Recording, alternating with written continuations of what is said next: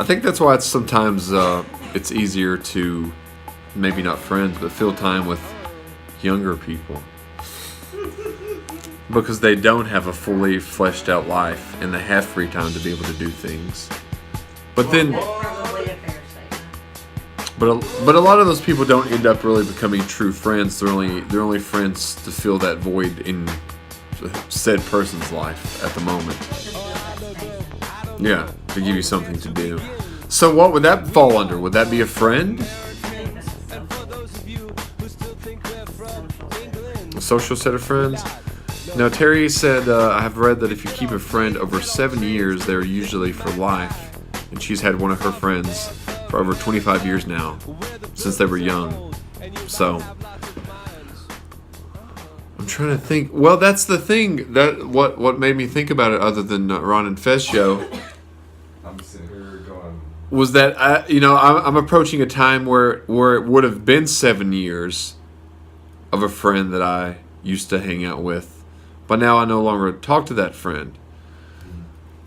And a lot of people have asked the advice about it, or they have said, you're better off not to contact this person, But I have one that came in close to that number. Hey, Timmy. I had somebody that I used to consider a friend that came close to the 7-year mark, but they didn't make it. So is that a mark that you stand? I've heard the 7-year remark before. Now that, and you know what I'm talking about. Yeah. That seems pretty good, I would say that's probably a fair statement. Because and also I think you would have to maybe look at how much time is spent too, Right. like a cumulative, Yeah. amount, and then that could be the guideline. But for what I would 'Cause think so. Adam knows exactly what I'm talking about. Yeah. And that's almost 7 years. Yeah. He didn't make it Yeah. to 7 years. No, I have had friends that I was really close with, like Talitha and myself. We've been friends for many, many years, and then she ended up getting married, and now has a family and a daughter and such.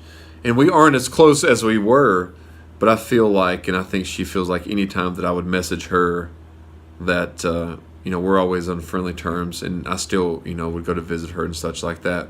But I did feel that we weren't as close as we were, which did make me kind of sad, but understandable, because she went one way and I kind of went the other. What happened? It was blinding a little bit. Jesus. What was Oh, blinded? your light on the back of your phone came on. It's not on anymore. Really? Yeah. I felt like I got spotlighted. Right? Interesting. Right? Very Oh interesting. my God. I didn't need to touch anything. Oh, you freaking blinded us. That's crazy. So yeah. Oh my God. But we might need to pick up on this conversation next time. We're approaching the 30-minute mark. But any closing statements about anything like that? Good night, Terry. Yeah, what? Yeah, don't blind everyone again.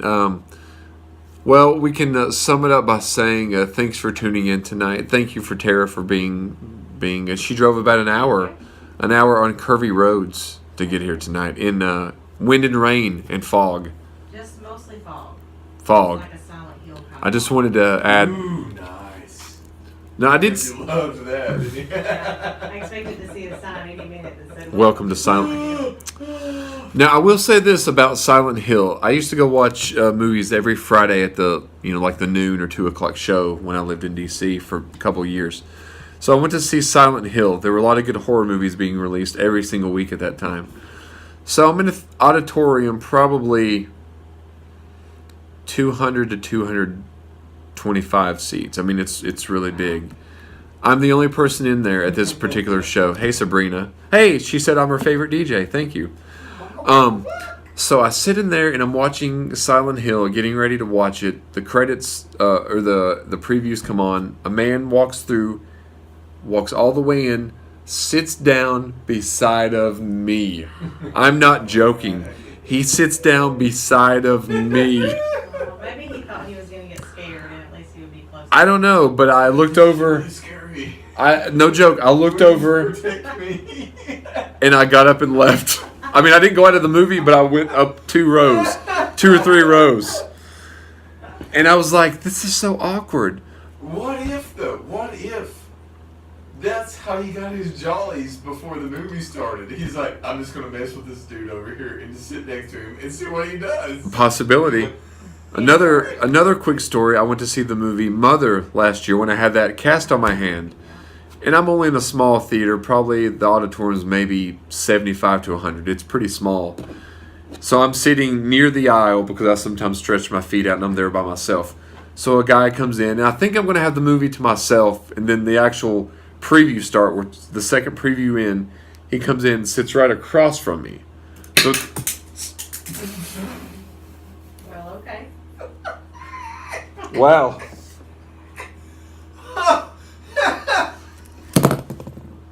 It was this. Wow, I can't wait for. How did you?